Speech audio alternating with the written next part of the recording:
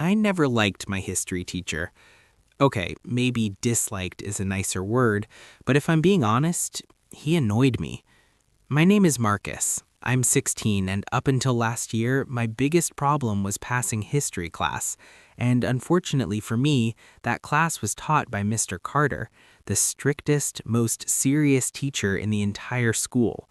He never smiled, never joked, and somehow he always picked on me. Marcus, answer question 3. Marcus, you're late again. Marcus, if you put half as much effort into your work as you do into excuses, you'd be exceptional. Exceptional? Yeah, right. To me, he just felt personal, like he had something against me, and I couldn't understand why. See, I didn't grow up with a dad. It had always just been me and my mom. She worked long hours and we got by, but things weren't exactly easy. I learned early how to take care of myself. So when someone like Mr. Carter kept pushing me, correcting me, watching me like a hawk, it didn't feel like support. It felt like pressure, and I hated it. One afternoon, after I failed yet another history test, he asked me to stay behind. I rolled my eyes, but stayed. "Sit down, Marcus," he said calmly. I dropped into the chair. "If this is about the test, I already know I failed." "It's not just about the test," he replied. I crossed my arms. "Then what?" He looked at me for a moment, like he was trying to figure something out. "You're capable of more than this," he said.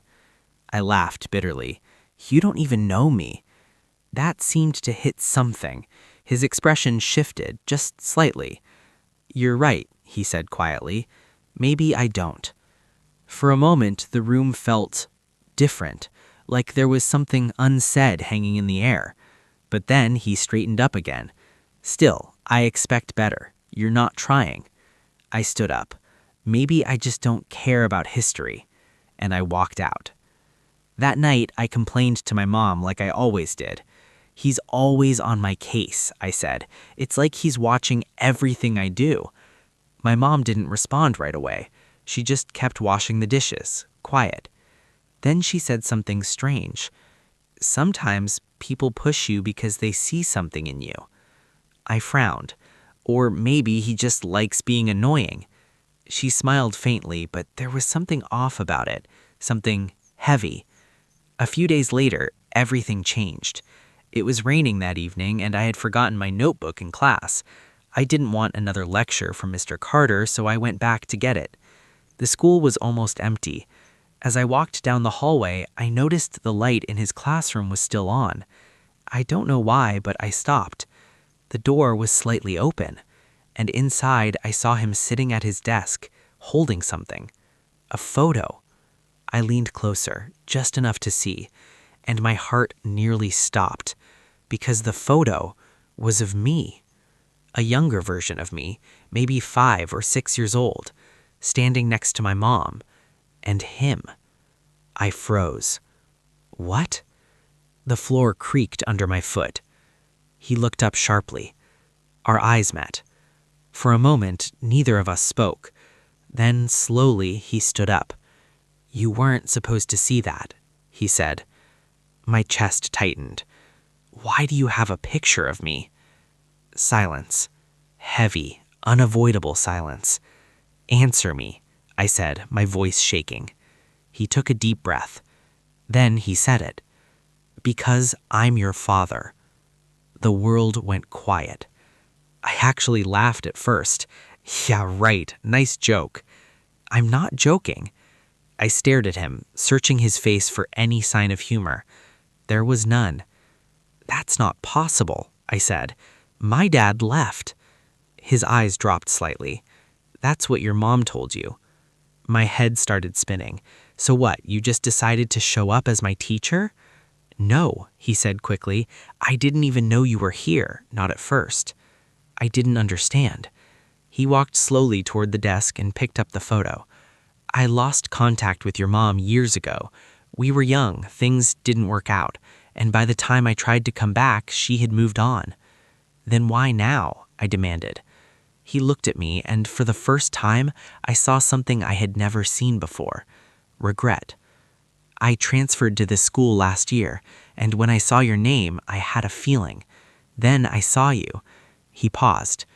"You looked just like me when you were your age." I didn't know what to say. Anger, confusion, disbelief, it all hit at once. "So instead of telling me, you just watched me, judged me?" "I wanted to tell you," he said softly, "every day, but I didn't know if I had the right." That hit harder than I expected. "I've missed your whole life, Marcus. I didn't want to mess up what you already had." I clenched my fists.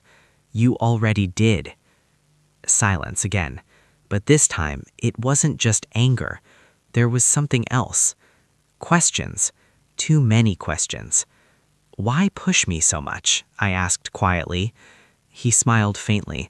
"Because I see myself in you, and I know what happens when you waste your potential." I looked away. All those times I thought he was just being hard on me, maybe it wasn't that simple. "I don't expect you to forgive me, or even accept me, but I needed you to know the truth." I stood there, processing everything. My whole life, I thought my dad was just gone. But he wasn't. He was right there, pushing me, believing in me, even when I didn't believe in myself. "I don't know what to do with this," I admitted. "You don't have to decide anything right now," he said gently. "Take your time." I nodded slowly, and for the first time, I didn't see him as just my teacher. I saw him as a person, a flawed one, but real. That night changed everything. Not instantly, not perfectly, but slowly things shifted. I started trying more in class, not because he told me to, but because I wanted to prove something to myself, and maybe to him too. We didn't suddenly become father and son overnight, but we started talking, little by little, after class, short conversations, then longer ones, and eventually something like a connection. I realized something important through all of this. Life doesn't always give you perfect relationships. Sometimes it gives you complicated ones, messy ones, unexpected ones. But that doesn't mean they're meaningless. Sometimes the people who push you the hardest, the ones who challenge you the most, the ones who refuse to let you stay average, are the ones who care the most, even if they don't know how to show it. So if there's someone in your life pushing you right now, don't be so quick to push back. Look deeper, because behind that pressure might be belief, and sometimes that belief can change your life.